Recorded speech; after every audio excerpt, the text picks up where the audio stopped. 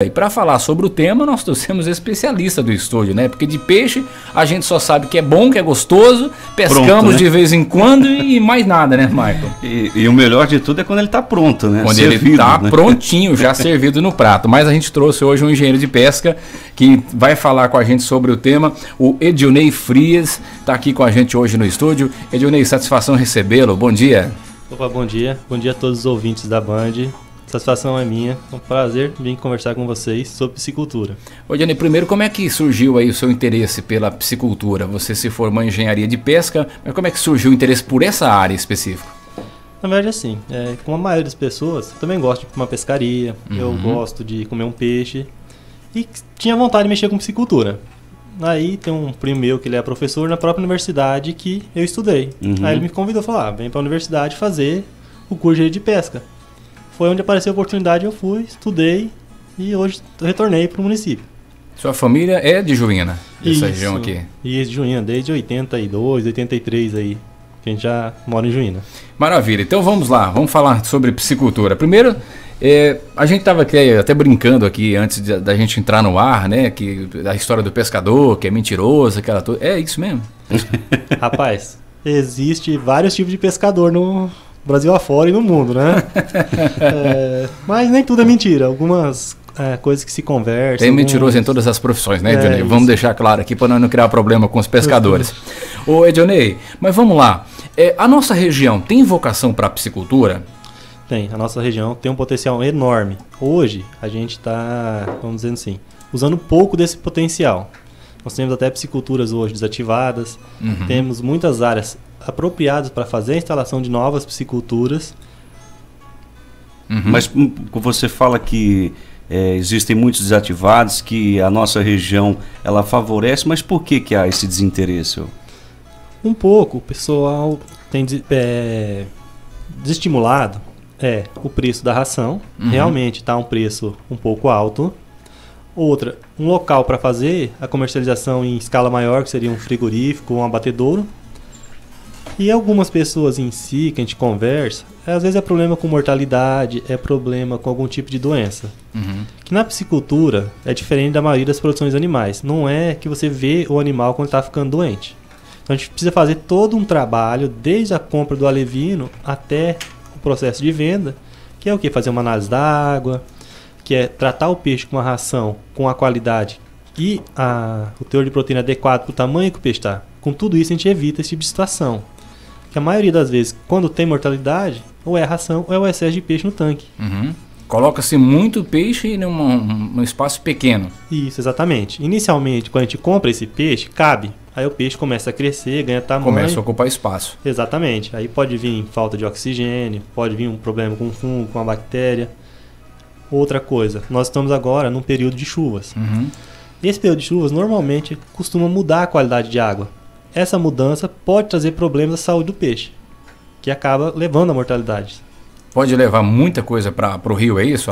Nesse período chuvoso? Isso, para o rio ou para os tanques, né? Principalmente. Quando vem para o tanque é um problema. Por quê? Normalmente nas propriedades a gente acaba usando algum tipo de defensivo, faz algum tipo de correção do solo. E isso pode vir parar dentro do tanque. Às vezes o tanque fica próximo à residência, aí cai algum produto de limpeza ali que a dona de casa utilizou e vai para o tanque também, isso pode prejudicar? Pode prejudicar sim, na verdade isso prejudica. De modo geral, pode dar problema, não no primeiro momento, mas o acúmulo desse tipo de produto sim pode levar à mortalidade dos peixes. Ô Edilnei, a gente falava agora há pouco, a gente até conversava um pouco aqui fora do ar, antes da gente entrar para o nosso bate-papo, sobre a questão da vocação da região. A gente sabe que tem muitos produtores na região, tanto Juína como Brasnorte, Casteira, enfim, toda a região, que é difícil você ir numa propriedade que não tem 1 ou 2 tanques de peixe. Só que ele não está utilizando aquilo ali da melhor forma, talvez por falta de conhecimento, foi aprendendo do jeito dele. O que você acha que precisa ser feito hoje para resolver essa situação? Primeiro, o produtor tem medo de investir pesado e não ter depois onde colocar o produto. E quando tem um lugar para colocar o produto, não se tem produção para atender a demanda. Como é que se resolve essa equação? Primeiro momento, acredito que a melhor opção seria a gente ter uma produção constante. Por quê? Hoje a cadeia da piscicultura está desorganizada. Se eu falar assim, olha, tem um frigorífico que quer pegar 12 toneladas de peixe, eu não consigo encontrar 12 toneladas de peixe pronto para o abate. Ou piscicultura totalmente legalizado para poder vender a um produtor não, um frigorífico. Outra situação, a gente padronizar as espécies que a gente coloca. Quando vem um frigorífico, ou quando vem mesmo que seja uma pequena indústria, ou algum pesca e pague, ou alguma outra pessoa que venha comprar peixe, ela vem com a intenção de pegar, por exemplo, um tambaqui. Certo. Aí eu tenho lá no tanque piau, eu tenho uma trinchã, outra espécie. Isso dificulta o processo. Acaba o quê? Desestimulando o comprador. Então a gente tem que padronizar. Vamos criar nesse tanque um peixe redondo. Não, esse outro tanque que eu tenho aqui, então eu quero uma matrinchã, eu quero um pirarucu, sei lá, uma tilápia. Padronizar cada tanque com a sua espécie para ficar mais fácil na hora de você comercializar eles. Agora, se a pessoa tem intenção, não, eu vou produzir pensando vender local, na feira, no supermercado, aí a situação é diferente. Que daí a pessoa, a família que faz o manuseio. É diferente. Aí é interessante, talvez, ele ter mais de uma opção. Isso, né? Aí é muito importante. Um pintado, por exemplo, né? Exatamente. Nessa questão de escala comercial, além da padronização da espécie, existe uma padronização também na própria produção, peso, tamanho daquela espécie, quando é exclusiva de um tanque, Odinei? Existe. A maioria dos frigoríficos, vamos pegar assim, o peixe redondo. O que seria um peixe redondo? Seria o tambaqui, a tambatinga, que hoje é o que mais a gente produz, né? Então vamos focar mais a nossa conversa em cima do que a gente produz aqui, né? Ele é um peixe assim, que a partir de 1,5 kg o frigorífico já compra. Só que conforme for o tamanho, é o preço também no frigorífico. Por exemplo, você vai pegar um peixe de 1,5 kg, o frigorífico vai estar pagando R$ 8,50, R$ 9,00 o quilo. Você vai vender um peixe de 2 kg, 2,5 kg, o frigorífico vai estar pagando lá 11, 11,50. Então maior o peixe, maior o valor pago pelo frigorífico.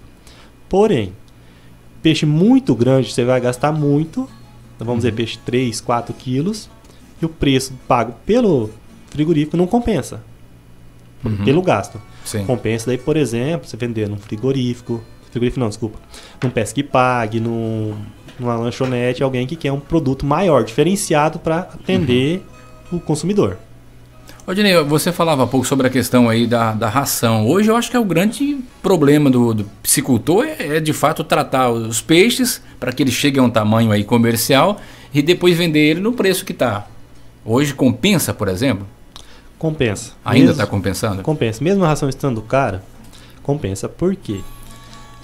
Se a gente for fazer um cálculo meio rápido, para cada quilo de peixe produzido, a gente vai estar gastando entre 3 e 3,50. Se a gente pegar um preço de frigorífico, vamos dizer aí, R$ 9,00, estaria dando um retorno satisfatório ainda. Mais que o dobro. Mais que o dobro. Só que assim, a gente tem que contar que nesse tempo, a gente vai ter um gasto com adubação, nós temos o gasto com a compra do alevino e tal. A média de lucro da piscicultura vendendo para um frigorífico é entre 20% e 40%, que seria maior do que a maioria da produção animal, das produções animais, né? Se o produtor for vender picadinho, vamos dizer assim, que é na feira livre, em outras situações, ele vende a um valor até superior a isso. Só que ele não vê o dinheiro no final, quando tira todo o peixe.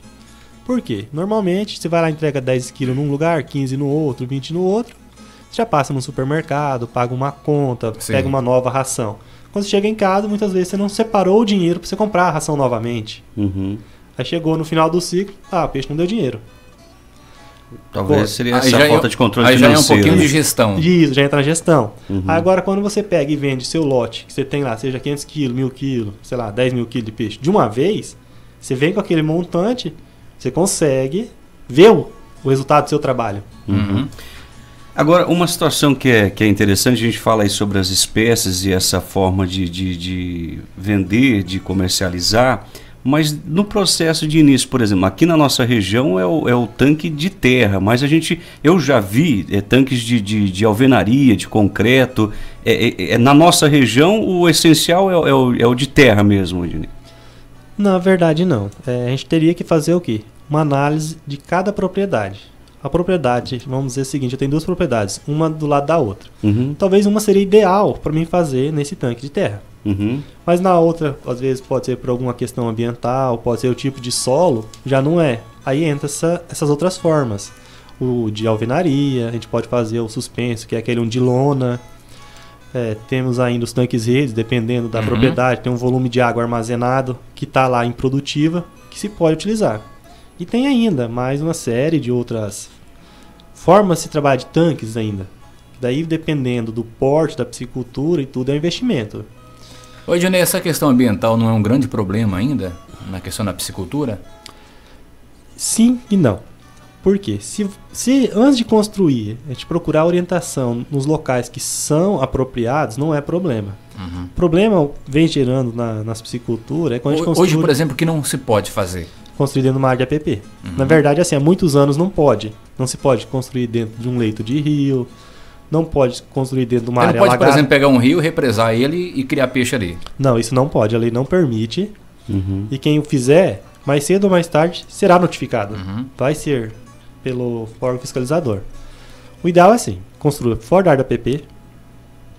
Como eu vou saber se é uma APP ou não? As propriedades que tem CAR, vem no CAR marcado a região, Uhum. que é delimitado por uma APP. Você fez a construção fora, não tem problema nenhum. Aí que entra essa situação, por exemplo, dos tanques suspensos. Como ele não tem problema de filtração e perca de água, se você tiver uma fonte de água um pouco mais alta, ou mesmo se tiver que fazer um bombeamento para um tanque desses, muitas vezes sai mais barato do que fazer um escavado. Uhum. A capacidade de produção desses tanques é superior a um tanque escavado. E o custo deles não é mais alto que a escavação. Olha aí, que interessante. Hoje é muito comum a gente ver o produtor desviar o curso da água do rio para fazer um tanque. Isso. Isso também não é permitido. Existe um processo que a gente faz, que é o pedido de outorga da água, que permite eu fazer isso. Uhum. Só que a gente tem que seguir uma série de regras de como fazer esse desvio. Certo. Tem uma certa quantidade de água que eu posso desviar. Eu tenho que fazer o tratamento dessa água depois que passar pelo meu tanque para devolver para o ambiente. Uhum. Então assim, e ainda a gente tem que olhar as particularidades de cada rio, de cada propriedade ainda. Certo. Tanque de rede, só para a gente falar, a gente está falando sobre os tanques. O que é o tanque de rede? Qual que é a diferença dos outros? Porque o tanque rede ele é uma estrutura que ele é feito para colocar dentro de um corpo de água de maior volume. Então assim, ele tem boias. Digamos, pega o rio Juruena, Marco, por Isso. exemplo, e aí você faz aqueles tanques de rede e cria o peixe ali dentro daquele quadrado. Ele é protegido por rede, mas é dentro do rio. Dentro do rio, exatamente. Aí a gente tem a opção gaiola também, que basicamente muda o quê? O material que é feito. Assim, aproveitando o gancho aqui do rio Juruena, né? Uhum. O rio Juruena, ele é um rio que tem uma certa correnteza e no período da chuva ele sobe bastante. Sobe muito. O interessante ali seria a gaiola. Por quê? A gaiola ela é feita normalmente de uma tela de inox. Ela fica um pouco mais pesada e é um tamanho um pouco superior. Se subir o nível da água ou vir a correnteza ou bater um tronco, alguma coisa assim, não vai danificar o material e não vai tombar o tanque, levando o risco de perca dos peixes. Uhum. Tá aí, é muito interessante essa questão dos tanques de rede. Agora, Dinei, qual que é o grande erro que você percebe ao fazer uma visita aos produtores que já têm tanques ou aqueles que querem começar? Qual que é o grande problema que você percebe que acontece hoje no início da piscicultura? A maioria das vezes é muito peixe na área, né, no tanque que a pessoa tem, ou então a ração que o produtor está dando não é adequada àquela fase que o peixe está. Tá, então vamos lá. Então vamos já respondendo essas dúvidas que você encontra aí no dia a dia. Primeira coisa, qual a quantidade de peixes para um espaço de água? Como é que se faz esse cálculo? Esse cálculo é o seguinte, nós costumamos trabalhar 1 kg de peixe por metro quadrado. É 1 kg, tá, pessoal? Muita gente pensa que é um peixe, mas não, é 1 kg de peixe. Pensando no quê? No peso final. Uhum. Vamos dar um exemplo aqui. Eu tenho um tanque com 1000 metros quadrados. Vamos dizer, um tanque de 20 por 50. Uhum. Se eu pensar num peixe com 2 kg de venda, eu teria a condição de colocar 500 peixes. Quando eu comprar, lógico, ele é levino, vai ter lá 2, 3 gramas. Uhum. Ele vai crescendo. Quando ele chegar a 2 kg, eu vou ter 1000 kg de peixe no meu tanque. Seria 1 kg por metro quadrado. Uhum. Isso é o recomendado para todas as pisciculturas. E é fácil ter controle hoje, né? Hoje você vai comprar a quantidade de alevinos corretamente, então é fácil ter esse controle do peixe, né, Ednei? Exatamente, é fácil. Um pouco que a gente só tem que ter atenção é medir o tamanho do tanque para não comprar muito a mais. Uhum. E você falava também sobre a ração adequada para o período. Tem cada fase da vida do peixe tem uma ração específica. Isso, exatamente. Quando a gente compra o alevino, que ele vem pequeno lá, 2, 3 gramas, a gente vai estar tratando o nosso peixe com uma ração aí de 42, 40% de proteína. Uhum. Aí a gente tem que cuidar o seguinte, existem 2 tipos de ração além dessas, que seria o que? A de onívoro, que é aquele peixe que come de tudo. E tem aquela que é para peixe carnívoro, que é o peixe que tem a dieta restrita a carnes, né? Vamos dizer assim. Por exemplo, o pintado, o pirarucu são animais carnívoros. Sim. Então se eu não der uma ração de peixe carnívoro, ele não cresce. Já o peixe redondo, se eu der uma de carnívoro, ele cresce. Só que ele fica mais gordo e eu gastei mais, então não compensa financeiramente. Então a gente dá de onívoro. Outra situação. Eu peguei o peixe pequeno, comprei uma ração 40, 42% de proteína. Eu vou usar um saco, no máximo 2, dependendo do volume de peixe, porque ele nessa fase inicial ele cresce muito rápido. Passou dessa fase... Ele come mais quando é pequeno, então, do que quando ele está numa fase maior? Não proporcionalmente? Proporcionalmente come mais. Uhum. Depois de uns mais ou menos 60 dias, eu vou passar para uma ração de 36% de proteína. Que já está na fase que a gente chama de crescimento ainda. Uhum. A partir de umas 300 gramas, eu vou passar esse meu peixe para uma ração de 32% de proteína. Enquanto as duas rações iniciais, vamos dizer assim, a de 40, 42 de proteína e a de 36, elas são um pouco mais caras. Só que a gente vai usar aí um saco, 2 sacos de cada. O volume é pequeno. O que a gente vai usar muito no nosso cultivo é a ração de 32% de proteína. Uhum. Que é a de engorda, que a gente já chama, acima de 300 gramas do peixe. Uhum. Aí é essa que acaba pesando no bolso. Porque essa, dependendo do volume de peixe, você vai um saco, 2, 3 sacos por dia de ração. Que Né? ali é a fase de engordar mesmo, né? Isso. Uma coisa que eu acredito ser importante falar é o seguinte, pessoal. Muitas vezes nosso peixe está 1 ano, 2 anos no tanque, que ele não cresce. Uhum. Às vezes a gente perdeu aquele start de crescimento inicial. Já vi muito isso. Não deu a ração adequada na fase inicial do cultivo dele. Às vezes, Johnny, você tem num tanque uma quantidade de peixes, Marco, você colocou na mesma fase. Aí você pega, geralmente os peixes, vai lá pescar, pega o peixe maior, mas também pega um pequenininho.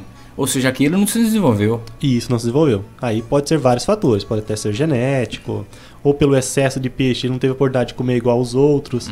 Uhum. Porque o peixe também forma dominância nos tanques. Os maiores comem primeiro.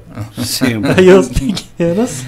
Agora, Ediane, é interessante, eu vou fazer eu vou inverter a ordem da pergunta, né? Porque a pergunta ideal seria qual a espécie de peixe, mas qual o tanque ideal para a espécie do peixe? Olha, difícil essa. A gente tem que, na verdade, olhar a realidade da propriedade. A gente tem algumas recomendações, sim, de como se deve construir os tanques. A gente recomenda, para cada 1 metro de largura, ele tenha 4 de comprimento. Se a gente for pegar por essa lógica, se eu tiver um tanque com 10 metros de largura, o interessante é ele tivesse 40 de comprimento. Só que não é toda propriedade, todo local que a gente vai, que a gente consegue fazer um tanque retangular, assim, perfeito. Às vezes você tem uma área de APP que impede, ou então você tem uma nascente, tem alguma coisa que dificulta você fazer o tanque bonitinho assim. Uhum. Então a gente vai fazendo o quê? Adaptando de acordo com a propriedade, tentando trazer o mais próximo possível a isso. E a espécie do peixe, qualquer uma, ela consegue produzir? Consegue. Hoje das que a gente tem acesso aos alevinos, sim. Você falava de tambaqui, pacu, tilápia, a nossa região predomina essas espécies? Vamos dizer assim, aproximadamente 80%, 80 e alguma coisinha é do peixe redondo. Tambatinga e um pouco... Tambatinga dá show aí. Todo lado que você vai tem tambatinga. Isso. Mas aí que tá um negócio que é interessante da tambatinga. Ela tem uma carne suave, quando comparada a um tambaqui que tem uma carne um pouco mais forte de sabor. Uhum. Para a indústria é interessante porque a tambatinga tem a cabeça menor. Uhum. Na hora que você faz o processamento dela, dá um maior rendimento de carne. Certo. Diferente do pintado, por exemplo, que a metade do peixe parece que é cabeça, né? É, exatamente. Olha, tanque redondo ou quadrado? Sempre quadrado. Isso, mas no formato retangular, na verdade. Retangular. Isso, para ter uma melhor circulação de água dentro dele. Interessante, justamente essa questão que eu perguntei do redondo, justamente que eu queria chegar nessa parte da circulação do ar, que sem oxigênio, obviamente que os peixes vão ter dificuldade para ter crescimento, né? Para sobreviver. E até mesmo para se alimentar. Peixe que falta pro oxigênio na água, ele come menos. Ele fica em cima da superfície da água procurando oxigênio. Acaba tendo mortalidade por causa disso. Uhum. E a questão da profundidade, porque a gente fala do tamanho, mas existe uma profundidade adequada também para esse tanque? Existe. A gente recomenda que o tanque tenha uma inclinação de fundo para quando precisar drenar ele, né? Então, na parte que seria a mais rasa dele, entre 1 metro e 1,20 m é o suficiente, e a mais profunda, entre 1,80 m e 2 m, é suficiente. Não precisa ser mais fundo que isso. Então, aquela, vamos dizer assim, aquela construção mais antiga que o pessoal fazia em 2 metros, 3 metros, 4 metros de fundura, hoje a gente sabe que não tem essa necessidade. Até a dificuldade que se tem para despesca depois num tanque profundo desse. É. Agora, Johnny, vamos falar um pouquinho aí sobre as principais doenças. A gente sabe que tem produtor que às vezes ataca ali algum tipo de doença, algumas pragas nos peixes que não deixam de desenvolver e até matam os peixes. Quais são as doenças mais frequentes? Então, assim, falar por nome de doença é um pouco difícil, mas vamos falar assim, pelo grupo de doenças. Certo. Nós temos um que, na verdade, assim, é um parasita, né? Que seria a perulérnia, que ele está na natureza já. Só que assim, na natureza, ele ataca o peixe? Ataca, mas é com menor frequência. Por que então, quando está no tanque, ele ataca com maior severidade? O que é Spirulernia? Aquele que dá na boca do peixe normalmente, Isso. nas brancas, né? Fica aparecendo com um preguinho, né? Uma coisa assim. Então, por causa da matéria orgânica no fundo. Você cria condição para ele se reproduzir. Então, ele vai se reproduzir, vai aumentando o número e vai cada vez atacando mais os peixes. Tem tratamento? Tem, mas a gente vai ter que aprender a conviver com ele. Não tem nenhum produto, nada que você fala assim, que eu vou aplicar, vou usar, Vou que acabar elimina. com ele. O tratamento mais eficiente que a gente tem hoje é o quê? Alimentação boa, fazer a desinfecção do tanque, ou seja, secar o meu tanque, passar um cal virgem para matar tudo que está ali. Fez esse processo, coloca um peixe de couro. Por exemplo, um pintado. Porque ele não ataca pintado. Ele é um peixe, ele ataca assim, Spirulernia mesmo, ele gosta muito da tambatinga. Peixe de escama. Isso. Peixe tambaqui, ele até ataca, mas não é tanto. Não sei se pelo cruzamento, porque a tambatinga é um híbrido, né? Um cruzamento entre o pirapitinga e o tambaqui. Se ela perdeu alguma característica de resistência a pragas, né? Mas a gente percebe que ataca mais elas. Ou às vezes você mudar para um piau ou até mesmo para uma matrinchã, se ajuda a controlar isso. Outras, nós temos problemas com fungos e bactérias também. Esse é um grupo muito grande, existem vários tipos de fungos e bactérias. E o que é interessante? Todos eles estão relacionados à matéria orgânica no fundo do tanque. Aí respondendo, talvez você possa estar pensando, mas o que é a matéria orgânica? É aquela fezes do peixe. Ração em excesso. Que sobra e vai para o fundo.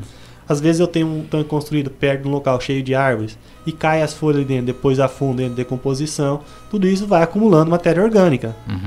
Qual que é o recomendado para fazer essa higienização do tanque? Existe um período, um tempo que o produtor tem que fazer essa higienização? É a cada despesca, por exemplo? Isso, exatamente, a cada despesca. Terminou... Retirou o peixe do tanque, vai seca, fazer o tratamento dele. Isso, e seca recomeça o o processo. Exatamente. Aí estaria falando assim, está dando o start inicial. Então você vai estar começando sem matéria orgânica, sem problema de parasitas, e o seu peixe vai crescer melhor, porque a sua qualidade de água vai estar melhor. Aquelas piramboias, Eudinei, que dá nesses tanques, eu já vi produtor, por exemplo, colocar o calcário para fazer o processo de limpeza, que morre tudo, né? Piramboia, traíra, esses peixes morrem tudo ali. Esses animais atrapalham também a criação dos peixes, se eles estando lá, sem retirar ele ou não? Não causa efeito nenhum. Só o maior problema seria a traíra por ser um peixe predador. Aí, dependendo do tamanho do alevino, ela vão comer. Isso. No geral, faz parte da natureza. Esses animais estão na natureza. Então, assim, os peixes do cultivo convivem tranquilamente com eles. Aí que entra a questão da desinfecção. Eu diminuo o número deles. Às vezes eu não mato tudo, 100%, mas diminui. Certo. Eu vi também a questão da temperatura da água. Existe uma temperatura? Tem que ter esse cuidado também para a questão da criação do peixe? Existe. A nossa sorte é assim, que a gente mora num país de clima que a gente fala tropical. As espécies que a gente tem em cultivo hoje é entre 26 e 30 graus de temperatura para a gente cultivar elas. Então, as espécies que nós estamos produzindo aqui estão dentro dessa faixa. Tá tranquilo. Está tranquilo. Algumas exceções que tem cultivo no Brasil, por exemplo, a truta. É um peixe de água fria, 10, 12 graus. Então, a gente trazer aqui para nossa região, não vai. Não vai dar certo. Vai morrer.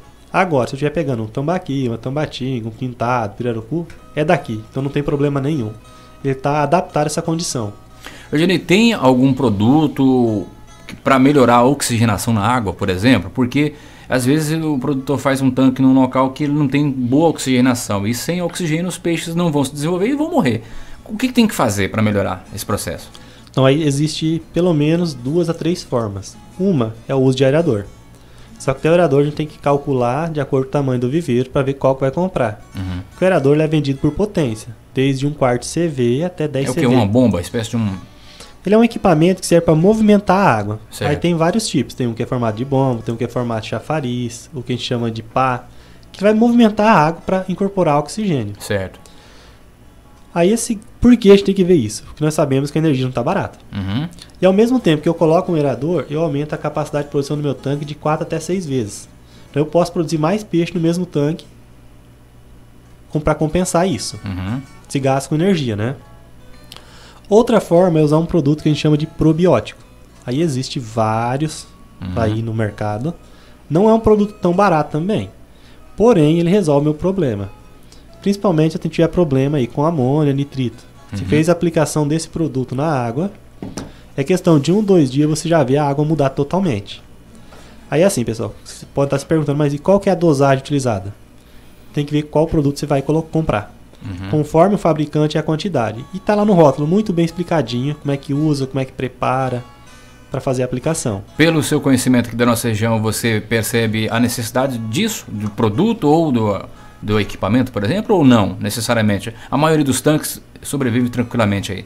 A maioria a gente consegue trabalhar sem, vamos dizer, usar esse tipo de produtos. Respeitar a quantidade de peixes e tal é um fator importante. Isso. Aí assim, existe, por exemplo, aquele produtor, não, eu não tenho área, mas eu quero aumentar a produção. A gente pode usar esse tipo de produto para aumentar a produção sem aumentar a área. Sim. Maravilha. Agora, Johnny, a gente fala sobre o tanque, sobre a espécie, mas um dos principais problemas que a gente observa também é a comercialização desse produto. Como é que você avalia esse cenário aqui na nossa região? Isso, perfeito. Então, nós temos duas situações pelo menos. Para aquele produtor que tem uma produção um pouco maior, aí 10, 12 toneladas, a gente tem frigoríficos que vem buscar. Então a gente consegue vir de Cuiabá, São Paulo, Rio, que vem buscar esses peixes. A maior dificuldade estaria para o pequeno produtor, que tem lá às vezes 500 quilos, 1.000 quilos de peixe. Aí teria que somar vários produtores para ter uma quantidade. Isso, fazer volume. Aí a gente já vem na questão da legislação, né? Por ter um alimento e é perecível, a gente tem que ter todo um cuidado de conservação e tudo mais, até fazer o carregamento e levar embora. Isso é uma coisa que a gente tem que estudar mais, ver mais. Por quê? Se vem um cara de fora para buscar esse peixe, uma empresa, ele não vai, por exemplo, ir lá no Rio Preto pegar 500 quilos, vir aqui no Parque Laranjeira pegar mais 1.000 e ir lá na linha 4 pegar mais 5.000 quilos. Ele quer ir numa linha, numa propriedade ou duas e pegar tudo. Tudo de uma vez. Então isso tem que ser organizado e aí que entra a importância de a gente trabalhar com uma ou duas espécies somente para poder ter essa quantidade de peixe. Uma outra coisa que é viável é venda para pesca e pagues, que já o pessoal pega peixe maior, um pouco para restaurantes, lanchonetes também. Só que daí lembrando, é em escala menor a comercialização, mas a gente consegue comercializar também. Hoje, se tiver peixe, a quantidade aí, qualquer quantidade, é possível encontrar um comprador. É possível, tem. Uma espécie que a gente tem um pouco de dificuldade de comercialização nessa época seria a matrinchã jatuarana. Porque o pessoal dá muita preferência àqueles peixes vindo do rio, que dessa espécie. Mas passou esse período aqui, depois da Páscoa, já começa a vender normalmente. Uma pergunta que é interessante, sempre tive curiosidade de talvez ter a resposta para ela, o sabor do peixe de rio e de tanque. As pessoas falam que tem um sabor diferente. De fato é por causa da forma de criação? Isso, e também por causa da alimentação deles. Na natureza, eles vão consumir outros animais, frutos, outros insetos, né? Microcrustáceos. É mais ou menos igual a criação de galinha caipira. E de galinha caipira que come tudo e a galinha de granja que é tratadinha só na ração. É mais ou menos, sabe? A ideia é a mesma.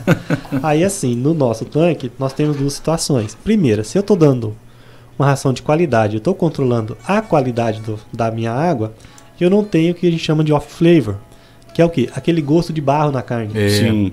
O pessoal fala muito, eu comprei um peixe... Gosto de tanque. Tem aquele gosto de barro. Mas, já aproveitando a oportunidade para desmistificar, isso não vem porque o peixe come barro. Vem por causa da qualidade de água que não está ideal. Desenvolve uma substância, né? Tem uma alga chamada espirulina, que ela solta uma substância chamada geosmina na água. E é essa substância que deixa o peixe com gosto de barro. E por incrível que pareça, tem como tirar esse gosto de barro do peixe antes mesmo de matá-lo. Como, Ednei? Coloca ele num ambiente com uma água limpa, gente. Não pode alimentar nesse período. Que fique circulando, que você fica trocando ela. Por exemplo, uma caixa d'água. Coloca alguns peixes ali, coloca uma entrada de água, não precisa ser grande. Ela tem que manter o nível de oxigênio adequado para a quantidade de peixe que você tem. Entre 6 e 18, dependendo do quanto gosto de barro tem, até 24 horas ele sai totalmente esse gosto de barro. Olha aí. Viu só? É uma dica simples, né? Pergunta interessante essa que eu fiz. Muito eu sempre boa. tive essa dúvida, né? Por que alguns peixes têm o gosto de barro, né? Eu falava o gosto do tanque do peixe, né? Deixa eu aproveitar e fazer outra dúvida, Marco. A gente vê muitos vídeos na internet, até perguntava para um colega hoje de supermercado que trabalha com peixe. O peixe ele tem um fiozinho que liga da cabeça ao rabo, pela barriga ali de ambos os lados, né? E dizem que se tirar aquilo ali na hora de assar, na hora de fritar, ele diminui o gosto do peixe. Isso é fato? Aquele fiozinho ali significa alguma coisa? Na verdade, é mais mito do que verdade, né? Por quê? Porque esse gosto de barro que vem no peixe, ele se espalha pela carne, pelos tecidos, que ele vem através da corrente sanguínea. Então ali, ele pode diminuir um pouco? Pode, porque aquilo ali que ele está tirando é a veia que transporta o sangue. Então ali sim, isso pode. Só que se eu fizer lá na indústria, ou na hora de processar, a sangria que a gente chama, eu limpei o sangue do meu peixe. Então automaticamente... Ele está limpo, ele não tem nada. Não tem o gosto. É interessante, você corta no rabo do peixe, na cabeça, e puxa, ele sai inteirinho. É interessante. Então não tem nada a ver essa questão aí. Sempre me falaram que se você tirar o seu peixe, vai ter um sabor diferenciado. Mas tem alguns pescadores que se você falar, ele tem, mano. Não, isso pode ser, assim, se a pessoa não fez a sangria do peixe, né? Pode acontecer. Pode acontecer, exatamente. Daí como você tirou aquela veinha ali, aquele sangue ali, ela diminui o gosto, com certeza. Mas agora, se você fez o processo de sangria, não vai mudar nada. Oi, Johnny, tem muitas pessoas que falam também que às vezes você pega, por exemplo, a traíra, é um peixe que está lá nos rios, qualquer poça d'água você acha uma traíra, mas principalmente em locais bem distantes, né, com pouco movimento, e falam que tem muito verme esse tipo de peixe. Isso é fato? Fato. Duas situações. Normalmente, traíra, até o trairão, é pelo ambiente que eles vivem que eles acumulam esses vermes. Normalmente são de ambiente de água mais parada, com bastante matéria orgânica, folhas principalmente. No período em que a temperatura aumenta e o volume de água baixa, que seria o que? Nosso período de seca, esse ambiente acaba se tornando um ambiente estressante para esses animais. Então é mais fácil eles acumularem esses parasitas. Então aumenta em número. Você pode observar, quando você pesca no período da chuvarada desse tipo de peixe, raramente você pega um que tem esses vermes. Interessante. Muito legal. Oi, Johnny, te agradecer pela participação aqui no nosso programa, esse bate-papo é muito legal e gostaria que você deixasse como dica final aí da sua fala, qual que é a sua recomendação para quem quer começar, para quem já tem um tanque e ainda não está aproveitando? Eu conheço muitos produtores que têm lá seus tanques, estão lá só cheio d'água, não está aproveitando absolutamente nada. O que eles devem fazer para fazer esses tanques produzirem e gerar renda, que é o mais importante? Não só criar o peixinho para comer em casa, mas também numa escala comercial, dizendo. Qual que é a sua recomendação para esses piscicultores? Então, primeiro momento, procurar uma orientação técnica. Para a gente poder acertar a questão da quantidade que está sendo produzida, o que está sendo produzido, orientar com relação à compra de ração, a questão da legalização da propriedade. Muitas vezes quando a gente fala em legalização, o pessoal pensa que vai gastar um monte de dinheiro, que é um processo difícil. Não é bem assim, gente. Mudou muito a legislação nos últimos anos. Dependendo da realidade de cada propriedade, é um processo que você faz em um dia. Olha só. Então, sim, muito importante a gente legalizar para poder comercializar sem problema. Aí dependente da estrutura que você vai ter. Se é uma propriedade familiar, se é uma propriedade comercial, se você quer vender, vamos dizer assim, no dia a dia, né, pequenas quantidades, se quiser vender para uma indústria, você vai ter condição de fazer isso. E o principal, com o retorno financeiro da atividade. Mesmo aquele produtor que produz pouco peixe pode ter um retorno. Lógico, não é a gente falar assim que a pessoa vai ficar rico produzindo peixe em pequena escala. Sim. Mas vai ter retorno. É mais uma fonte de renda. Exatamente. A gente até questionava isso aqui na semana passada, né? Que às vezes a gente encontra muita dificuldade na assistência, na orientação para o produtor, do que ele deve fazer corretamente. Juína agora tem a grata satisfação de ter aqui o Edionei, que é engenheiro de pesca, trabalha na Secretaria de Agricultura, né, no município de Juína, e que está à disposição dos produtores, né, Edionei? Isso, nós estamos à disposição. Pode nos procurar em horário comercial na Secretaria, que a gente vai estar por lá. Muito interessante, quando o produtor vir procurar a gente, já trazer em mente o que ele tem. E converse com a gente. A gente está lá para ajudar. Porque é mais fácil a gente atender. A gente começa a criar um diálogo, a gente começa a entender qual que é a realidade do produtor. Aí a gente consegue traçar um projeto ou uma forma dele trabalhar, ter lucratividade sem interferir no dia a dia dele como produtor.